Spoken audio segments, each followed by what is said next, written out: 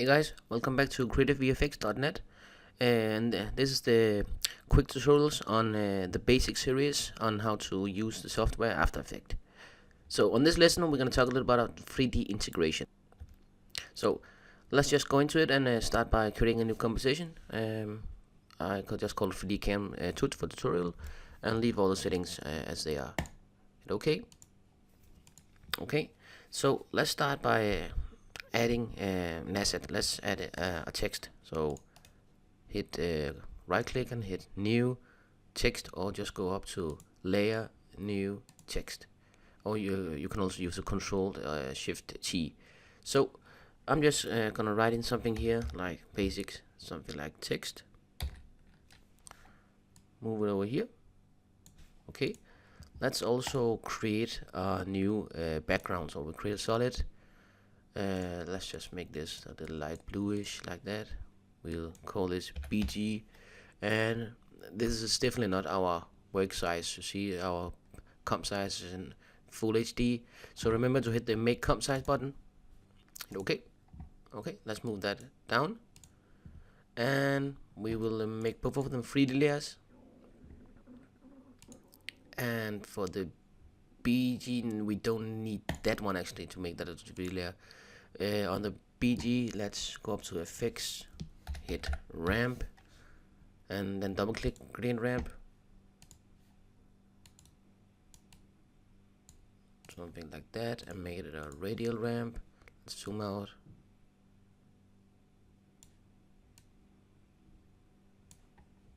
Okay, so now our text is 3D. Remember, you can by enabling 3D on every layer here on After Effects, you're gonna use this switch. So right now you enable the 3D layer on the text. So look what happens when I remove it again. It's gonna remove also property. So by adding a 3D or enabling 3D on a layer, you will actually also make it. You will add more options to it. So right now it only have text and transform, and on the transform you see there's no set value because it's not 3D yet. So hit this the icon for the 3D, and now position, it has a set value also, and it has a material option here which is used for also with the camera and the lightings. So let's go see new camera. We'll just leave it at the preset 35mm. You can always play with the different settings here to your likings. You can enable depth of field, and if you're really enthusiastic camera user, you can also play with these aperture, f-stop, and blur level. Hit OK. So with the camera selected, you can either use the tools up here with the camera tools, unified camera tool, orbit camera tool, track X and Y, or track Z camera tool. Or you saw the shortcut C for all of them. So right now, look at my camera tool in the middle of the comp window. If I hit C, or every time I hit C, it's gonna change. Now it's the orbit tool, the track X and Y and Z, and then just for the zoom. So because my text is freely but not my background, so whatever I use these values on the camera would only affect the text layer. So now we zoom in, zoom out. Let's check the orbit here, and remember it's only a 2.5D, so it's just a flat graphic, but you can move it in 3D space. And let's go back to the text. So when you make something 3D, you can also of course play with the values in 3D space. So position X, Y, Z, and the rotation.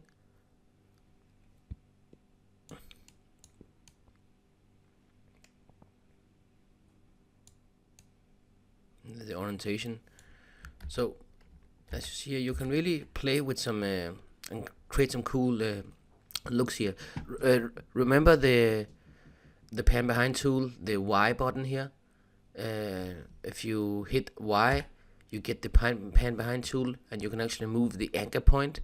You remember we talked about anchor point is where your parameter will start originating from.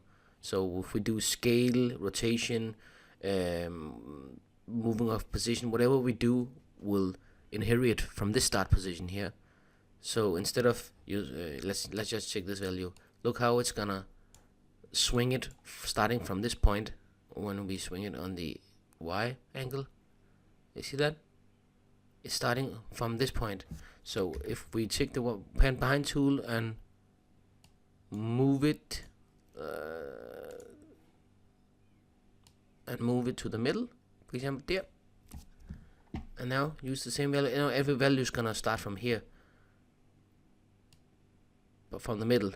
And this, for some cases, it's good. For example, if you are scaling something, it's gonna start from the middle and go blow up, right? And from some other, and for the swing from the door to left, it would be nice to have it over here, for example. Okay. Now let's talk about the active camera. That's the one you're looking at right now. If you want to look from different angle and views, you have hit the active camera button. Then you have these 3 custom views. Let's just hit the custom view number 1. Here you can really see your scene in a whole nother perspective. You can use your camera to open around. Remember, this is the view looking at right now, right? Custom view. And right now we are on the camera. We can also choose text, and you can still move things in this window. We can add in a light. Hit OK. Move the light backwards, and then up. Take the focus point downwards, like that. And with these views over here, sometimes it's good to look at multiple things at the same time. So 2 views horizontal. Then we have the custom view, and we have the top view here. So click on the top view, scroll up, so you really can see your view from the top. The same thing with the custom view. Hit that button, scroll back, then you can see where you are regarding the position of the camera. Then of course you can move it over here. The camera is gonna move on both pictures, and if you want other views, you can use the different views option here. And same with the custom view, you also have a custom view 2. So now it looks like it's looking from the top actually. Custom view 3, looking from the left to right. So I'm just gonna leave it at 1. Remember, whatever changes you make in here is gonna stay on that custom view 1. So if you go out of and go back to it, it's still gonna be at the same spot as the last time you used it. Okay, so those also will come pretty handy. We take one view, an active. Let's see with the camera. Let's just reset that. Yep, and that one upstairs is the light. So with the light,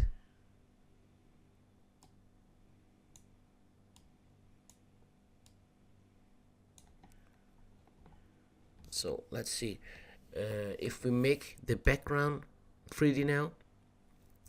Go back. Actually, now is a good time to go back up in that. Let's see from the top. So right now you can see our background layer. It's this layer here. Can we solo it out? It won't. Our camera will still show. Take our text layer. It's behind. Remember, now because they're 3D, then the hierarchy order here doesn't apply anymore. Now it's what is in the most front regarding set space. So this is further back. The text is further back in the background. That's why we can see it. Let's move it a little bit forward. Now it's in front of the background layer. Let's move back to after camera, and there we have it. Now let's see something else. Let's move into the background. Scroll down its material options. Say cast shadows on. Light transmission a little bit up.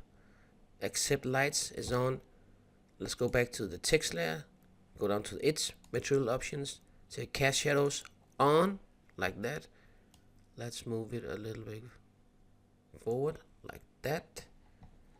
And then material options, cast shadow, light transmission, accept lights on. So everything here looks good. go up here, hit the C, and we'll take the text layer, move that a little bit back like that, and the C. And if you hit the light and hit AA, it's gonna bring up its properties down here. So you can play around with the cone angle, with the cone feather, fall off, radius, cast shadows on, shadow darkness. If it's too dark, you can blur it out here. And it's a spot. This is parallel, and you have a point and an ambient. So that's different light options you have here.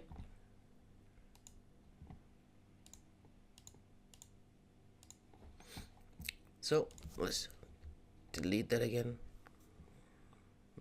We don't want to make our background free. Okay, so that was just the basic stuff with inside After Effects. You can do much more, of course. So what I want to show you now is actually the integration with the Cinema 4D. So After Effects comes shipped with the Cinema 4D Lite version. So I have the full version, the studio version, the R18. So that's why when I launch Cinema, it's gonna use that application. So if you have a full version of Cinema, it's gonna launch that, or you can set it up at least for that. Otherwise, it's just gonna launch Cinema Lite version, and that's what we're gonna take a quick look at. So let's just delete everything. Go back to our project, delete everything here. So we'll start brand new. So now here you are inside After Effects. And let's just Control N, make a comp, and let's just say, for example, you want to create your Cinema 4D file from here. You can go up to File, New, Maxon Cinema 4D file, hit that, just call it whatever you want. We just call it TT on the desktop, save. Let's see what's gonna do. It's gonna create a Cinema 4D file for us. And that is so Cinema 4D, and now it launches also the Cinema 4D application. So I'm just gonna use Alt Top to switch around the windows. Remember, it launched this window itself. So right now you have an asset in your project window called TT, which is a Cinema 4D file, and you can actually drag that just down here on your created comp window. And what you're gonna see is just a grid, because once you go back, there's nothing on your Cinema 4D timeline or comp window right now. So let's add a cube. If we add a cube here, and remember, in order to reflect here, you need to save it. So you create a file from After Effects called TT. It opens up, launches up Cinema 4D. Every time you make a change, hit File, Save. Now it's saved, go back to After Effects, and that is instantly updated. Instantly updated. And it looks actually pretty cool. What you can do now then, it's showing the render software. Normally it will be in standard draft. What I use is standard final, and it's because I think I have a lot of resources on the computer so it can handle it, but otherwise you should go with the standard draft version, just as long as while you're working here. So let's go ahead, delete the cube, and instead make some text here. I don't know, just call it something random. Give it another font and extrude it. Text underneath the extrude. Go to the extrude tab, and then on the set value, increase that. Go to the caps, enable fillet cap on the back side. See these sharper, we want them a little bit more softer and rounder. Increase the step here. Go back again, like that.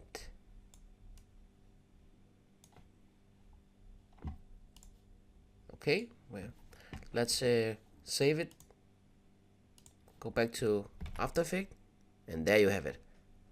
Just look at that. real 3D text inside After Effects used by the Cinema 4D engine.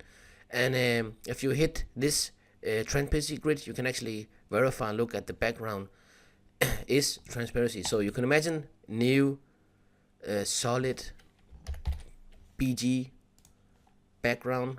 We have already up in our effect preset the ramp effect. Double click that,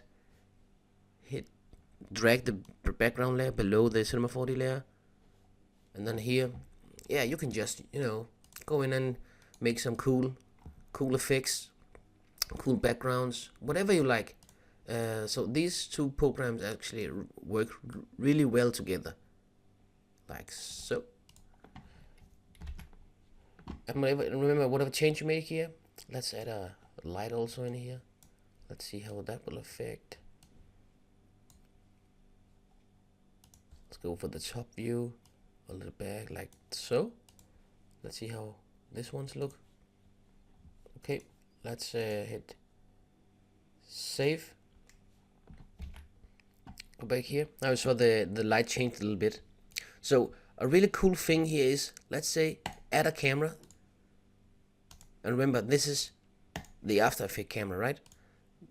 So go into your Cinema 4D and camera, choose comp camera. And now look with the comp camera. Let's see here with the comp camera. You see that? I'm actually using After Effects camera right now.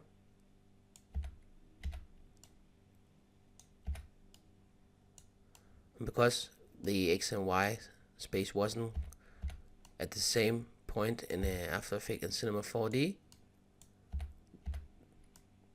that's why you will see these. So here it's good to have the custom view if you want to set that up and look at it from a custom view, so you can center it around. So go back to Cinema 4D, comp camera, centered comp camera. Use that. First, let's say, where do we have the camera here? Sorry. Reset it. Active. Here it is.